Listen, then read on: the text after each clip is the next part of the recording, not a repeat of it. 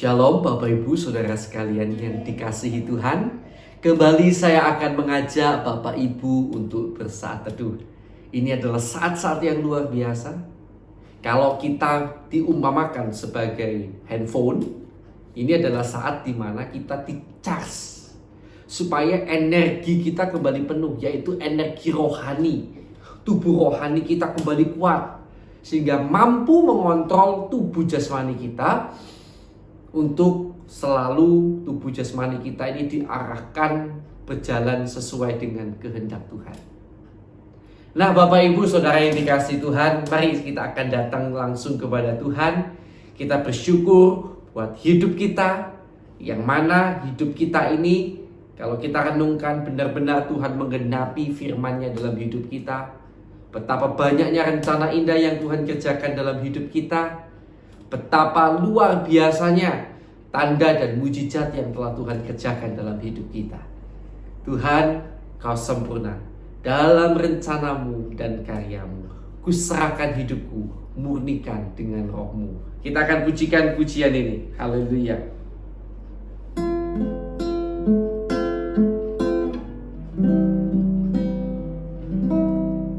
Tuhan, Kau sempurna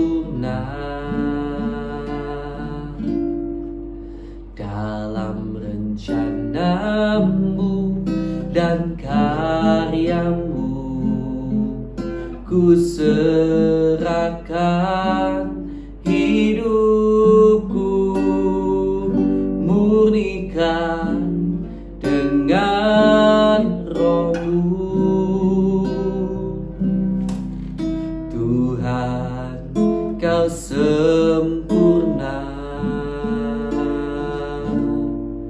dalam rencanamu dan karyamu.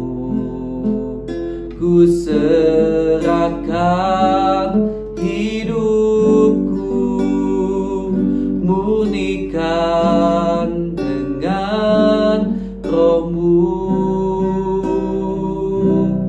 Hidupku menggenapi firman-Mu, tanda mujizat sertai tiap langkahku. Kau bersamaku di dalamku, jadi bukti kebesaran-Mu.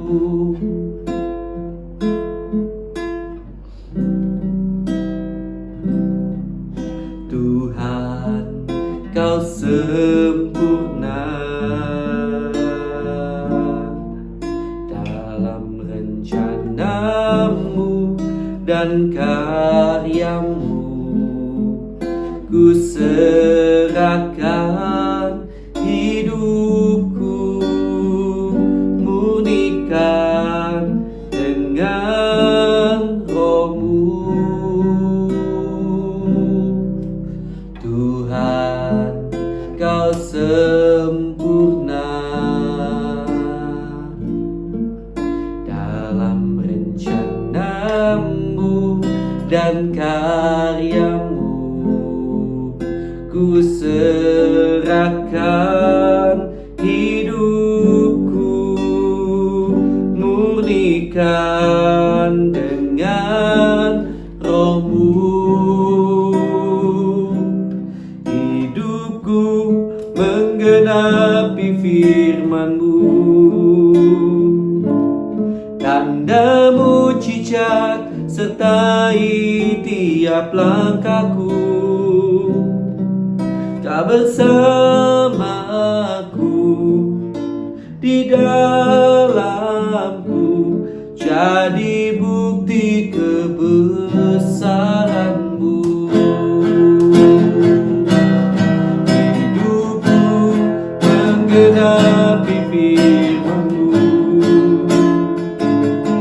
tanda mujizat sertai tiap langkahku. Kau bersamaku di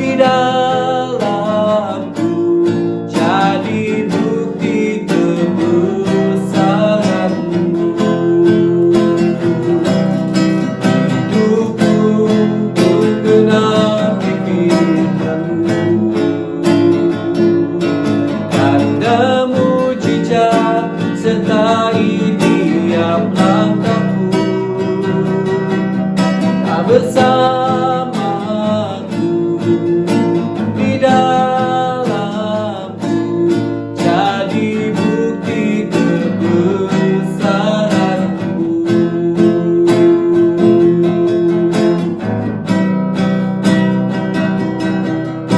Tuhan, Kau sempurna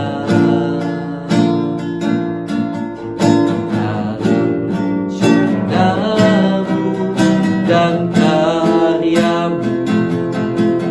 Ku serahkan hidupku, murnikan dengan Roh-Mu.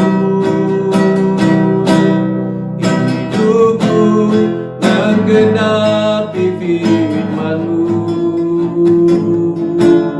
tanda mujizat sertai tiap langkahku. Kau bersamaku di dalamku, jadi bukti kebesaranku.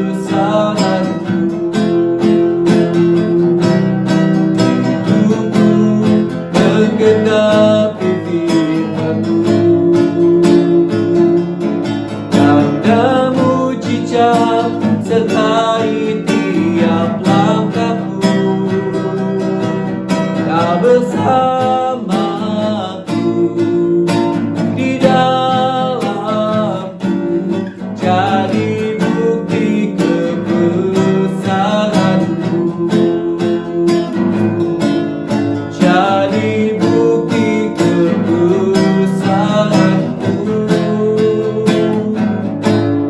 jadi bukti kebesaranku.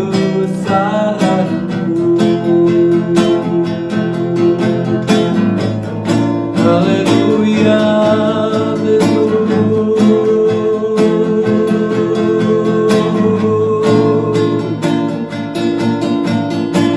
syukur Tuhan.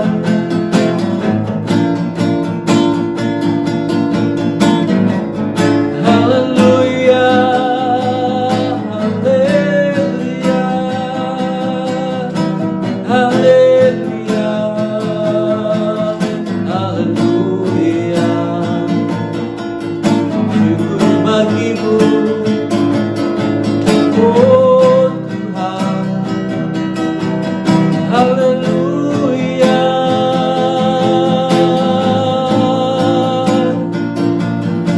syukur bagimu,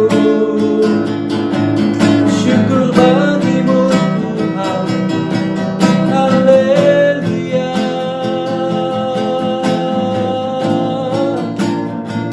haleluya, haleluya.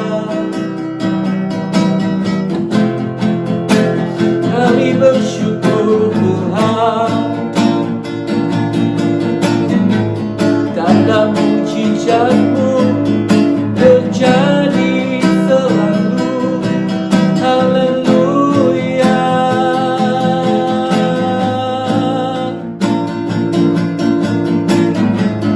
oh,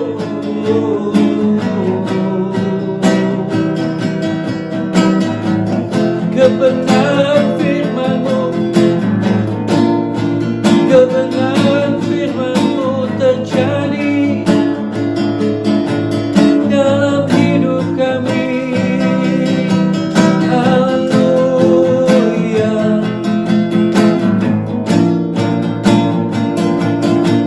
Kau sempurna dalam rencana dan karya-Mu, Tuhan.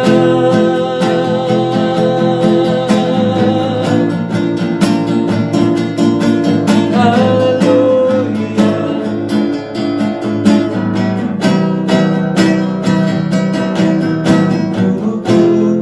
menggenapi firman-Mu, tanda mujizat sertai tiap langkahku. Kau bersamaku di dalam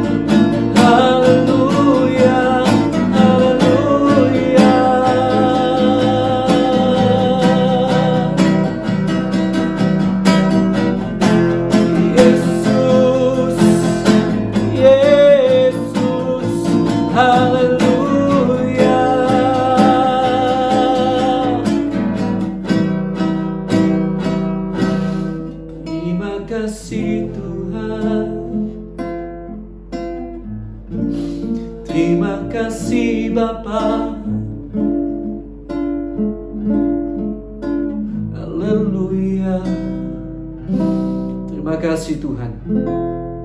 Terima kasih, kami bersyukur buat kesempatan di mana kami boleh kembali datang kepada Tuhan hari ini. Terima kasih buat rancangan-Mu, rencana-Mu yang sangat indah dan tidak pernah berubah dalam hidup kami.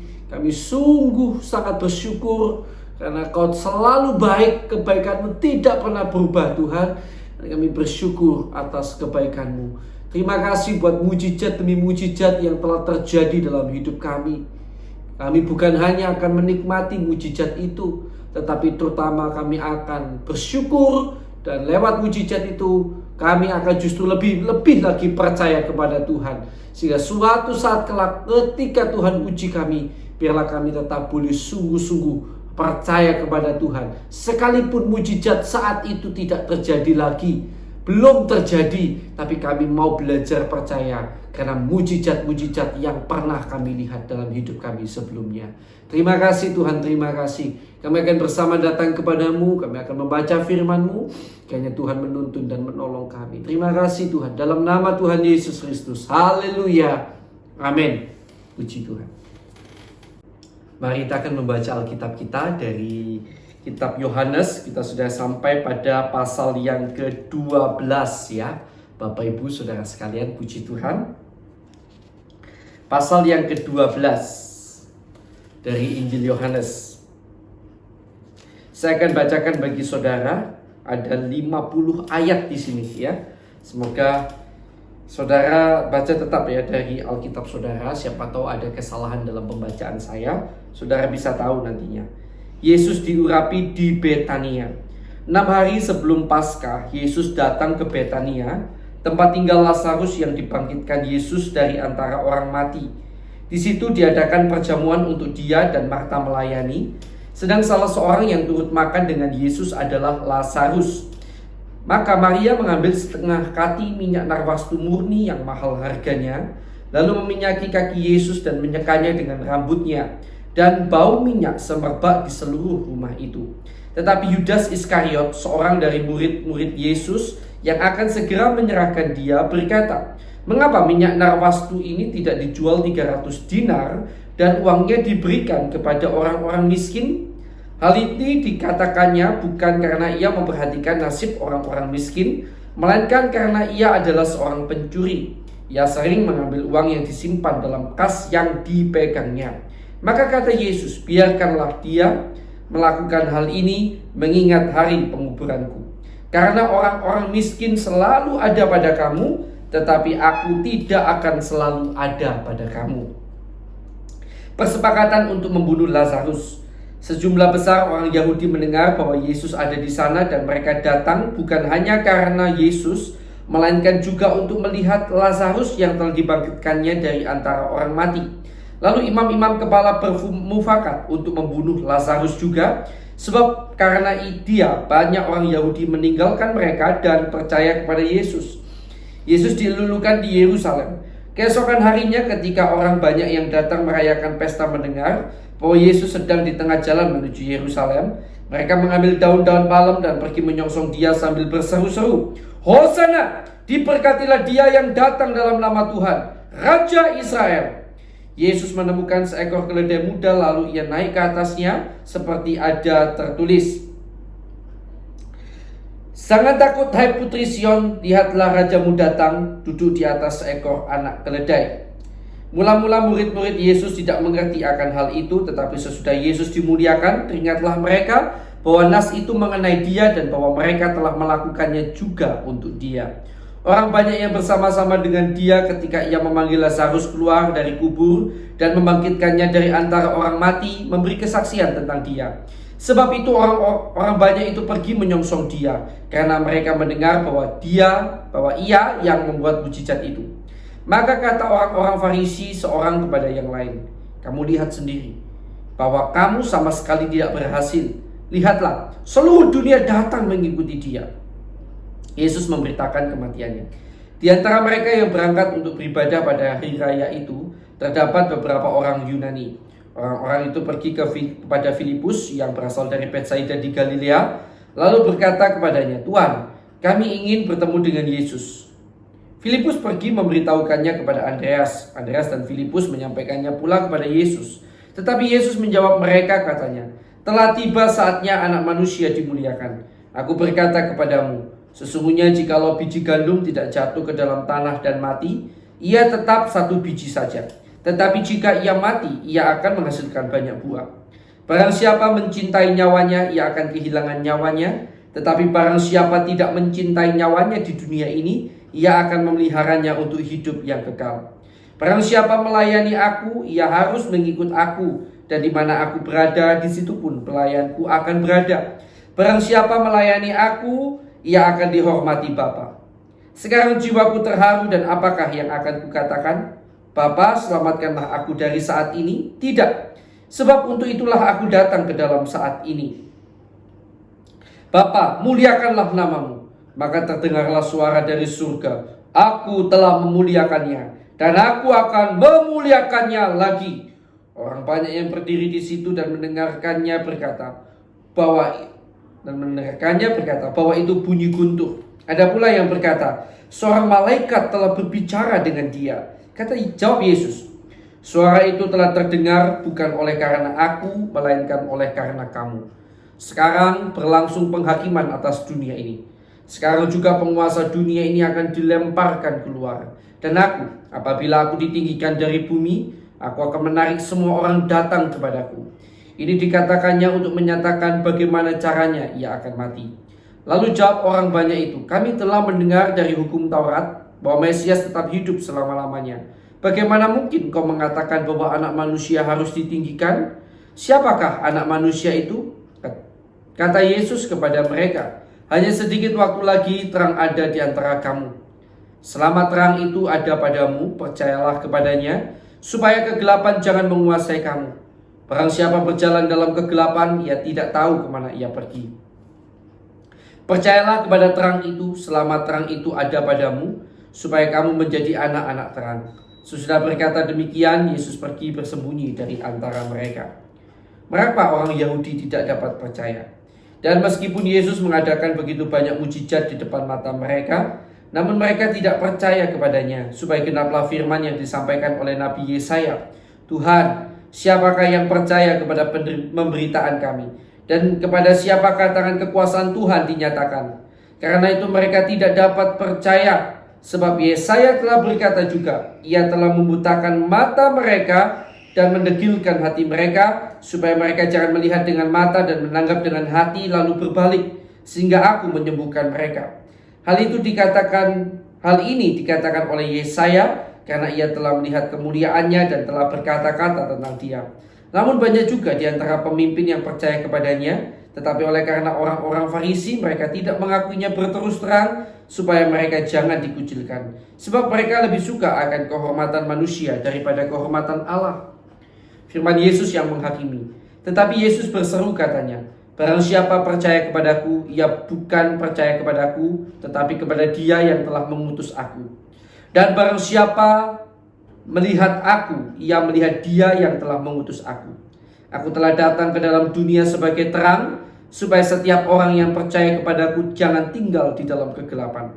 Dan jikalau seorang mendengar perkataanku dan tidak melakukannya, aku tidak menjadi hakimnya, sebab aku datang bukan untuk menghakimi dunia, melainkan untuk menyelamatkannya. Barang siapa menolak aku dan tidak menerima perkataanku, ya sudah ada hakimnya, yaitu firman yang telah kukatakan. Itulah yang akan menjadi hakimnya pada akhir zaman. Sebab aku berkata-kata bukan dari diriku sendiri, tetapi Bapa yang mengutus aku, Dialah yang memerintahkan aku untuk mengatakan apa yang harus aku katakan dan aku sampaikan. Dan aku tahu bahwa perintahnya itu adalah hidup yang kekal. Jadi apa yang aku katakan? Aku menyampaikannya sebagaimana yang difirmankan oleh Bapa kepadaku." Puji Tuhan. Bapak, Ibu, Saudara yang dikasihi Tuhan, ada sesuatu yang menarik, yaitu di dalam pasal 12 ini, ayat yang ke-37. Ya. Coba kita akan lihat kembali pada ayat yang ke-37.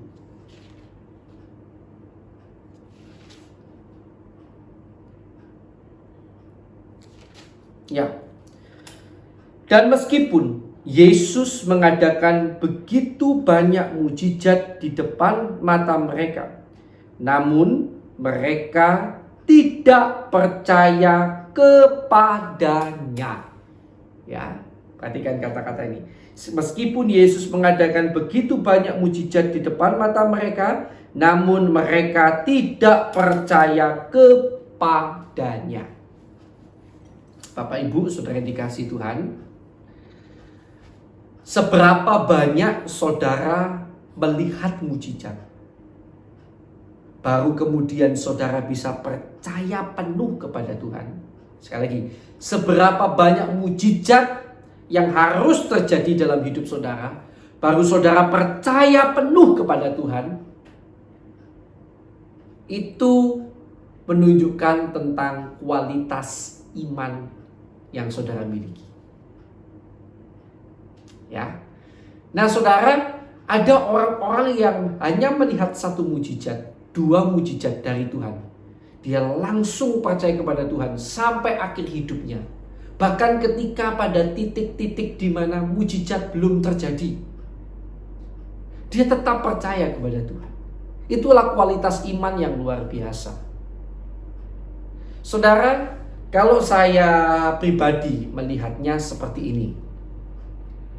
Seberapa banyak ya yang mujizat terjadi dalam hidup seseorang itu menentukan kualitasnya di hadapan Tuhan. Sebagai contoh, Abraham.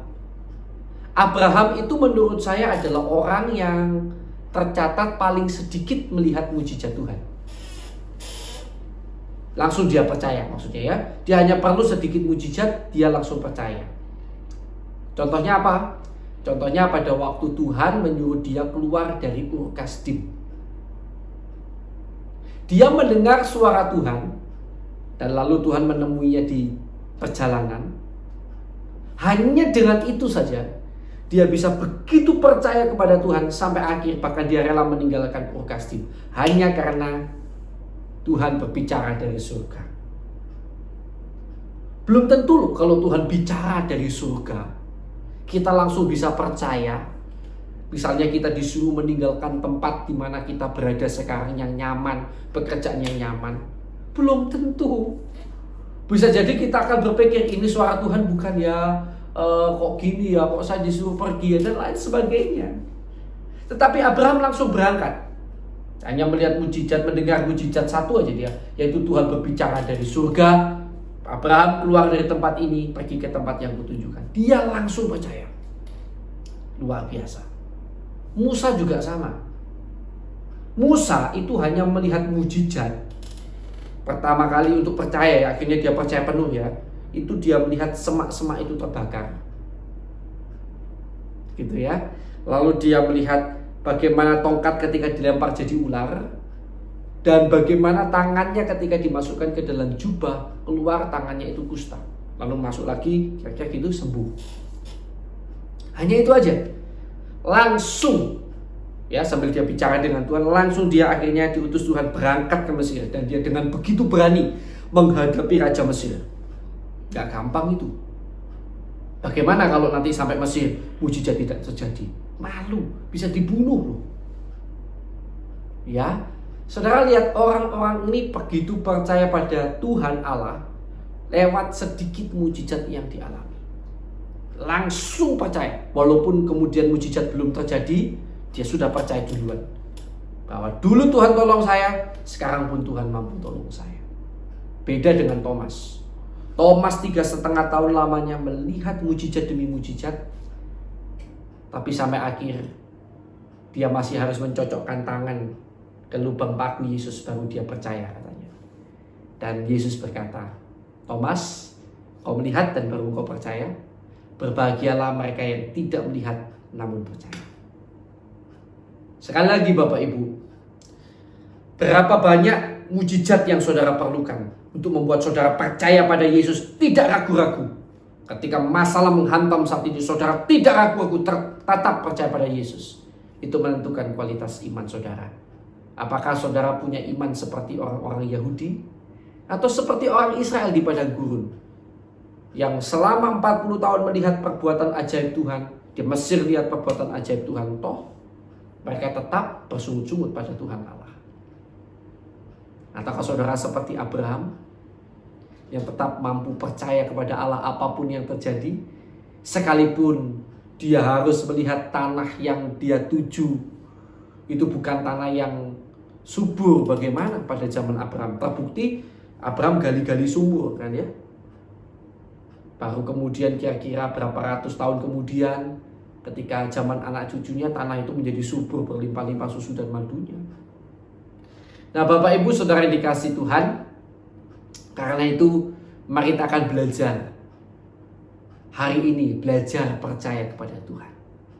Jangan jadi seperti iman anak kecil yang butuh mujizat lagi, butuh mujizat lagi, baru saudara percaya. Ketika belum ditolong, marah lagi sama Tuhan, kecewa lagi sama Tuhan, minta mujizat lagi baru percaya. Bukan begitu. Saudara harus percaya kepada Tuhan, sungguh-sungguh. Kenapa? Karena mujizat yang telah terjadi dalam hidupmu yang dulu-dulu tidak pernah boleh kau lupakan. Percayalah. Ya, kalau dulu dia pernah tolong saudara, itu bukan kebetulan. Sampai hari ini dia tetap mampu menolong saya dan saudara. Puji Tuhan, mari kita akan bersama datang kepada Tuhan. Kita akan berdoa lebih dulu buat kebenaran firman yang baru saja kita dengar dan renungkan. Haleluya. Terima kasih Tuhan buat kebenaran firman-Mu. Kami sangat bersyukur karena Tuhan begitu baik mengajar kami akan kebenaran firman. Biarlah Tuhan memberikan kami iman yang kokoh. Iman yang bukan menunggu mujizat baru beriman, tetapi karena mujizat yang sudah terjadi pada saat yang dulu itu Tuhan, kiranya sudah memberikan kami iman untuk percaya sampai hari ini. Sekalipun saat ini belum terjadi mujizat, kami mau tetap percaya, kami mau tetap beriman kepada Tuhan. Terima kasih Tuhan Yesus, terima kasih. Mari kita akan saat ini berdoa untuk saudara-saudara kita, teman-teman kita yang belum percaya Yesus yang kita kenal. Mari kita akan doakan mereka. Kita berdoa untuk pertobatan mereka. Mari kita akan berdoa bersama-sama. Haleluya.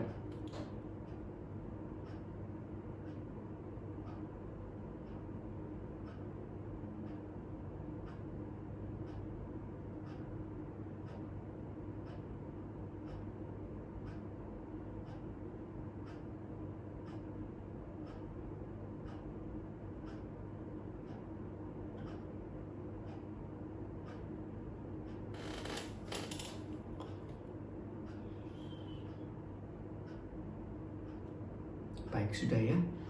Tuhan, kami juga berdoa untuk saudara-saudara seiman kami di seluruh dunia yang menderita siksa dan aniaya karena kebenaran firman, karena nama-Mu yang besar. Tuhan, kiranya kuatkan mereka. Dan kalau boleh kiranya Tuhan lepaskan mereka dari penderitaan dan aniaya yang berat yang mereka alami itu. Kami juga berdoa Tuhan untuk bangsa negara kami Indonesia. Kiranya Tuhan akan memberikan kedamaian atas bangsa dan negara kami Indonesia. Tuhan memberikan pertolongan atas bangsa dan negara kami Indonesia. Ampunilah kesalahan bangsa kami Tuhan.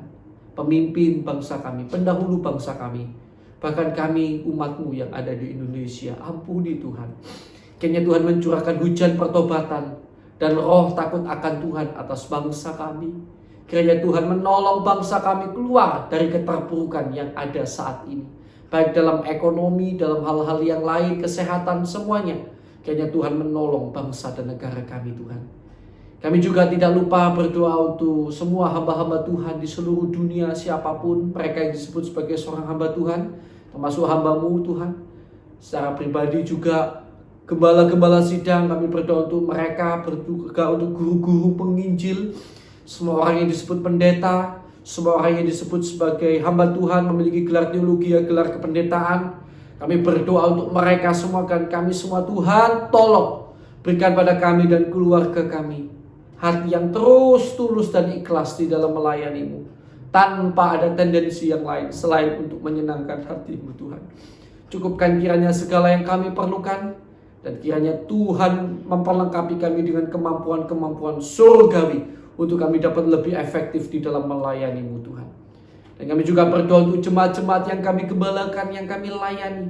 Tuhan kiranya memberkati kehidupan mereka. Tuhan memberkati mereka di masa-masa yang sukar ini. Tuhan akan tetap menolong keluarga, pekerjaan mereka. Jangan ada satupun perceraian, jangan ada satupun yang hancur pekerjaan perekonomiannya kalau boleh. Tuhan tolong mereka. Tapi lebih daripada itu, jangan sampai ada satupun yang kerohaniannya hancur. Kami berdoa berikan pertumbuhan rohani yang baik. Tuhan kiranya menyediakan berkat bagi mereka dan keluarga mereka. Bahkan Tuhan terus melimpahkan berkat rohani dan jasmani dalam kehidupan mereka. Terima kasih Tuhan Yesus, terima kasih, kami bersyukur padamu. Dan sekarang kami berdoa untuk setiap orang yang sakit, baik di rumah sakit, di rumah maupun di berbagai tempat, di dalam nama Tuhan Yesus Kristus. Saat ini kiranya Tuhan jamah tolong sembuhkan mereka dalam nama Tuhan Yesus Kristus, dalam nama Tuhan Yesus Kristus.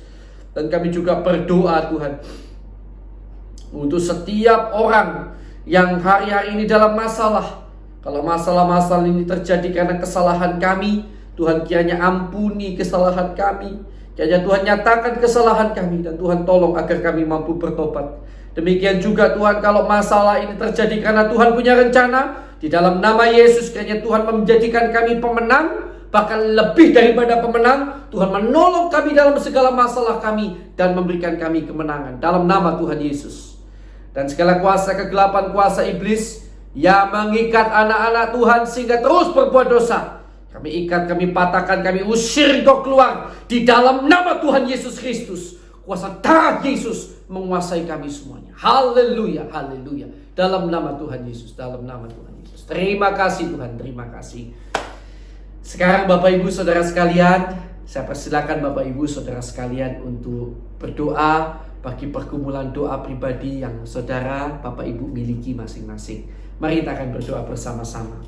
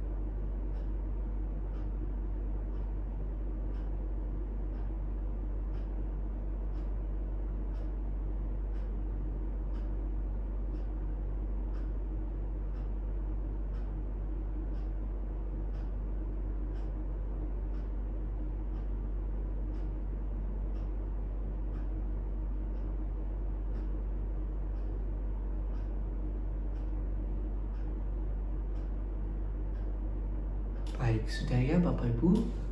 Sekarang Tuhan, berkatilah kiranya keluarga kami, pelayanan kami maupun pekerjaan kami. Beri kami kemurahan-Mu sehingga dalam segala aspek kehidupan kami boleh dipakai untuk kemuliaan nama-Mu. Jauhkan kami dari segala kehidupan yang menyakitkan hati-Mu. Jauhkan kami dari tindakan-tindakan yang membuat hati-Mu sakit. Kiranya Tuhan akan menolong kami agar selalu kami dan keluarga kami menyenangkan hati Tuhan senantiasa. Kiranya Tuhan menyertai kami dan memberkati kami selalu. Di dalam nama Allah Bapa, Allah Anak, Allah Roh Kudus, di dalam nama Tuhan Yesus Kristus, berkat Tuhan atas kami semuanya. Haleluya. Yang percaya mari bersama saya katakan amin. Puji Tuhan, Tuhan Yesus memberkati saudara.